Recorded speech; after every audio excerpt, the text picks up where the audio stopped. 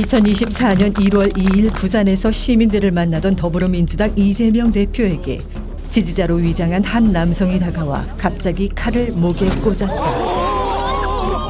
제1야당 대표이자 가장 유력한 대권주자에 대한 끔찍한 암살 테러.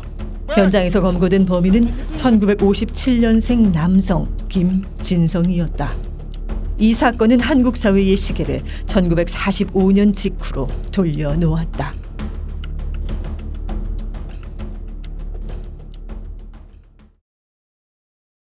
암살 테러는 다행히 미수로 그쳤다. 이재명 대표는 내 경정맥에까지 자상을 입는 위중한 상태였으나 단 몇 밀리미터 차이로 목숨을 건졌다. 피떡이 많이 보여 있었습니다. 사건 발생 열흘 만에 수술 뒤 건강을 회복하고 병원을 퇴원한 이재명 대표. 우리 국민 여러분께서 살려주신 목숨이라 앞으로 남은 생도 오로지 국민들을 위해서만 살겠습니다.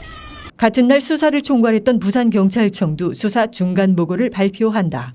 다만 범행을 함께 공모한 공동정범이나 교사한 배후 세력은 현재까지는 없는 것으로 확인됩니다.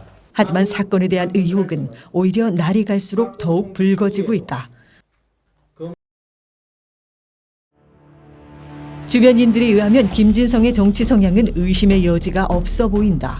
문재인 빨갱이 쓰레기 같은 새끼들이 나라 망친다. 이 나라 공산주의 된다. 뭐 민주당 치가 떨린다. 뭐 그런 얘기. 보수 성향이고 약간 그 뭐라고 해야 되지? 그 가부장적인 생각. 월간 조선을 30여 년 이상 구독, 보수 유튜브 즐겨 시청, 태극기 집회 참가. 보도된 내용을 종합해보면 김진성은 극우 보수 성향이 뚜렷한 인물이었다. 그랬던 그가 돌연 암살 시도를 1년 앞둔 시점 조선일보 구독을 해지하고 그토록 욕했던 더불어민주당에 입당했다.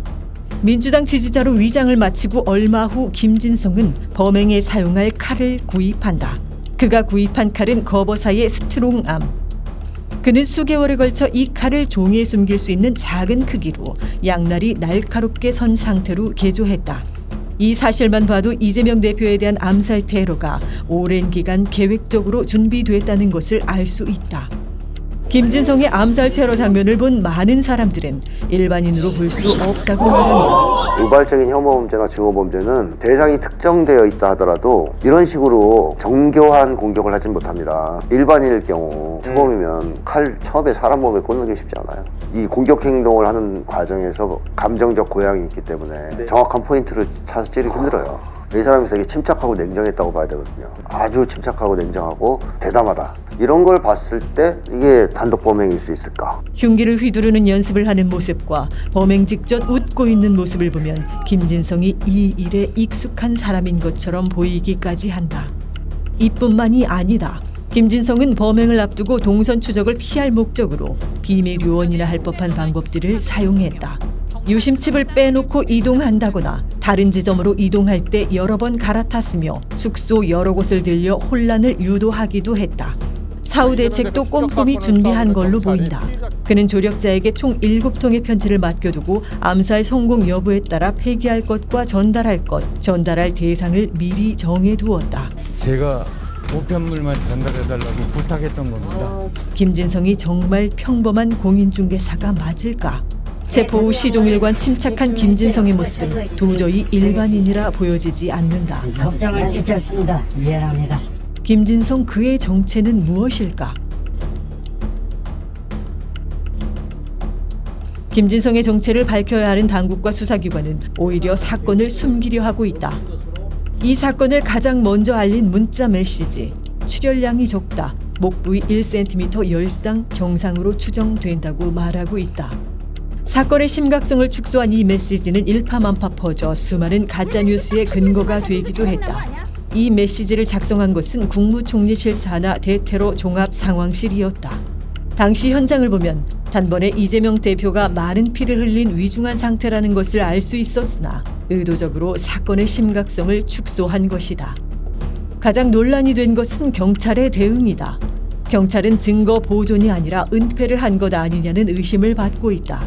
사건 발생 30분 만에 사건의 심각성을 보여주는 현장이 청소된다. 경찰이 사건 직후 어디선가 물통과 청소도구를 가져와 현장을 물청소한 것이다. 심지어는 현장 사진조차 남기지 않았다는 의혹도 제기되고 있다. 잠시만요. 바닥에 해놓은 사진이 있구나. 그거는 저희 없어요. 그 사진이 없어? 뿐만 아니라 경찰은 이재명 대표가 입었던 셔츠도 증거로 회수하지 않고 폐기되도록 방치했다. 민주당의 제보로 뒤늦게 셔츠는 회수됐지만 경찰이 증거 보존 의지가 없었음을 확인할 수 있다. 부실 수사 논란도 커지고 있다. 경찰은 김진성의 편지를 보관하고 있던 조력자를 공범이 아니라 단정짓고 단순 조사 후 귀가 조치를 했다. 제대로 된 참고인 조사나 탐문 수사도 이루어지지 않았다고 한다. 경찰은 블랙박스를 수거해가지도 않았고 핸드폰을 들여다볼 생각도 하지 않았습니다. 결정은 경찰의 범인 신상 전면 비공개 방침이다. 경찰은 범인의 신상과 당적 핵심 동기가 적힌 글마저 비공개했고 사건 조사 공개도 카메라 기자를 모두 퇴장시킨 채로 제한적으로 진행했다. 전부 비공개로 한다고 했고 비공개 사유도 비공개다. 이렇게 다. 정부와 경찰이 적극적으로 사건을 은폐하려고 하고 있다는 비난을 자초하고 있는 것이다. 언론도 보도 지침이 있는 듯 일사불란하게 움직였다.